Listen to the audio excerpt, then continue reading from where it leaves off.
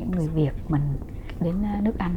Cái câu chuyện của họ thực sự là ẩn chứa rất là nhiều cái nghị lực và sự hy sinh.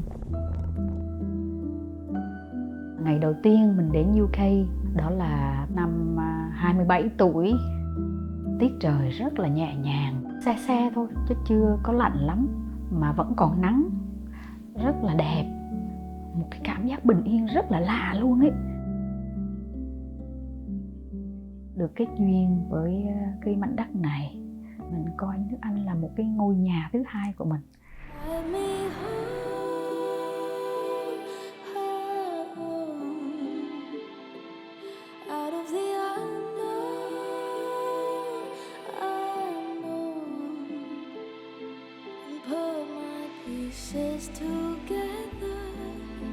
Right now they're scattered all around.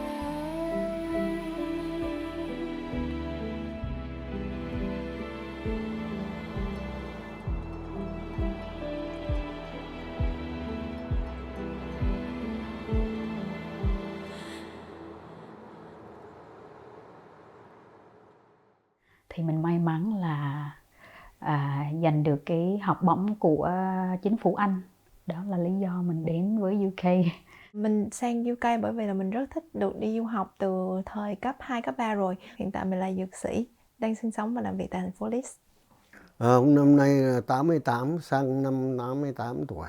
Sang Anh là năm 80, tháng 10 năm 80. Ông là boat people, người tị nạn, đi vượt biển có một mình. Sang bên này là luật pháp bên này cho bảo lĩnh được, cho nên được đoàn tụ vợ con.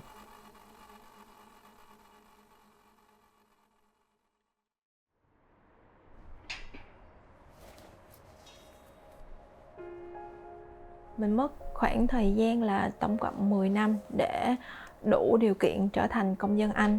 Từ lúc đó mình là một người có 2 quốc tịch. Có một điều hơi ngộ nghĩnh một chút xíu, đó là khi mà mình ở Việt Nam thì mình không hề thích nói tiếng Việt, hầu hết chỉ sử dụng tiếng Anh và cảm thấy điều đó là một cái gì đó rất là ngầu, rất là đỉnh. Cho nên thời điểm đó mình cảm thấy việc nói tiếng Việt là cái điều gì đó nó rất là bình thường, không đáng để chú ý tới. Rất là nhiều các con ở đây khi mà bố mẹ qua đây bận việc đi làm đó, thì các con ấy không có được cái cơ hội tiếp xúc và hiểu về cái truyền thống Việt Nam mình. Hey, hello Rong. Xin chào mẹ. Rong khỏe không? Dạ có. Hôm nay ở trường Rong học cái gì? Em học math. Trời ơi, math là con nói tiếng Việt là gì? Không biết. Toán. Toán. Con trai mình 9 tuổi nè, có cái sự là con là người Anh thôi, chứ không con phải là người Việt. Con muốn học nấu ăn cơm trứng không? Dạ có. Trong cuộc sống hàng ngày đấy, rất là thường xuyên cho bạn trải nghiệm cái văn hóa Việt Nam. Thì nhất là cái việc nấu ăn thì bạn rất là thích thú. Em thích đọc trứng. Mẹ bày em nấu trứng bao nhiêu lần rồi? Vừa học nấu ăn mà mình giải thích cho bạn bằng tiếng Việt, xen lòng vào để cho bạn cảm giác là mình không có ép bạn ấy học tiếng Việt mà không hề biết mình đang học tiếng Việt. Khi chơi thân với lại các anh chị gia đình Việt Nam và thấy con của các anh chị thì hầu hết sử dụng tiếng Anh, và ông bà khi sang chơi thì không giao tiếp được với các cháu, thì tự nhiên mình nhận ra là mình cần phải chú ý về cái ngôn ngữ và giữ gìn cái bản sắc của mình nhiều hơn và cố gắng sử dụng tiếng Việt nhiều hơn. Chào các con. Đấy, how are you feeling today? Excited, yes. Rất là vui đúng không con? Đấy, thì hôm nay cô Nhung sẽ dạy cho con bài học về The Gratitude Jar để mà học về lòng biết ơn. Mình đã sáng tạo ra một cái chương trình dành cho trẻ em về kỹ năng sống, yêu thương, sống tỉnh thức, và để hướng các con không quên cái nguồn gốc của mình. Của chừng nước nghe, đừng có treo của chừng nước kìa. Các con người Việt sinh ra tại UK này, quá may mắn được là thế hệ thứ hai sau những cái sự hy sinh của thế hệ đầu tiên là cha mẹ của các bạn ấy. Oh God,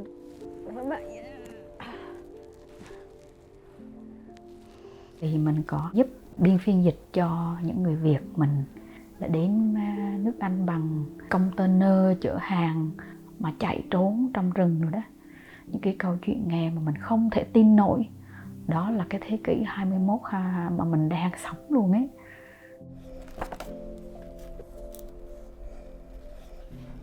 Những người tị nạn, nhiều cái thuyền bị đắm và chết rồi cướp biển. Mà sang đến Hồng Kông á, 5-6 con thuyền đều phải ở nhà tù. Ở trại tù Hồng Kông ông cũng đã làm tình nguyện. Sang đây thì ông làm với cái Vietnamese Support Group để giúp những người tị nạn. Đã từng đi châu Âu đâu mà biết, cho nên là sang Anh là rất là bỡ ngỡ. Tiếng Anh thì đi làm tình nguyện, đấy là một cái cách học. Để mà sau này mình bảo lĩnh gia đình sang thì mình sẽ là người đi đầu để hướng dẫn, giúp đỡ. Đó cũng là cái động cơ để mà tích cực học hơn, mặc dù lớn tuổi. Cho nên những cái lạnh giá ở đây thì cũng thấy lạnh lẽo nhưng mà cũng chịu đựng được vì gia đình.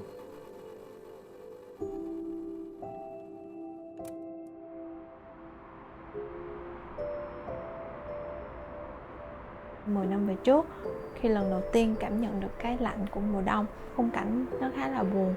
Thì thời điểm đó cũng là thời điểm tới Việt Nam.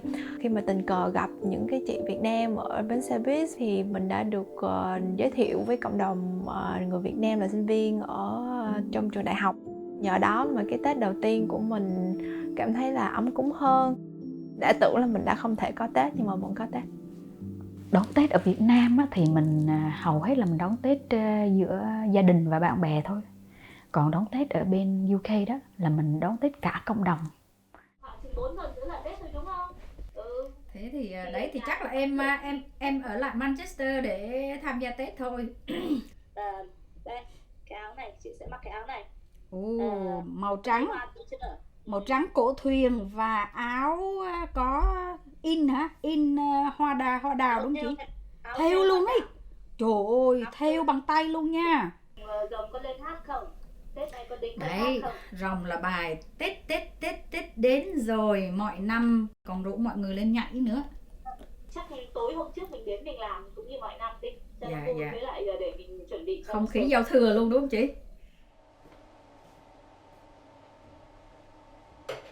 Tết ở đây thì mấy con cháu đấy thì nó cũng bận riêng cái cuộc sống của nó. Khi Tết đến đấy thì có hai ông bà thôi. Vào đây nói cho mà nghe. Mình già thì là phải yếu thôi. Mình không cần phải hoa mỹ. Từ ngày ra đi mới về có một lần. Bây giờ thì không còn bất lực rồi. Hạn chế về kinh tế, lại hạn chế về sức khỏe. Cho nên là nó chỉ có những cái ngôn ngữ hoặc là âm nhạc nghe hàng ngày.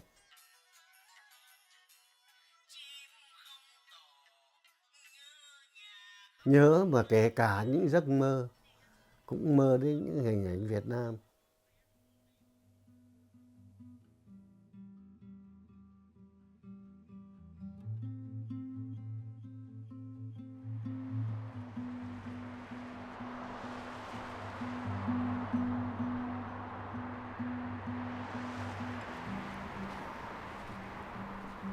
Thời gian mà mình cảm thấy cô đơn nhất là hơn 2 năm rồi mình không được về Việt Nam bởi vì dịch bệnh.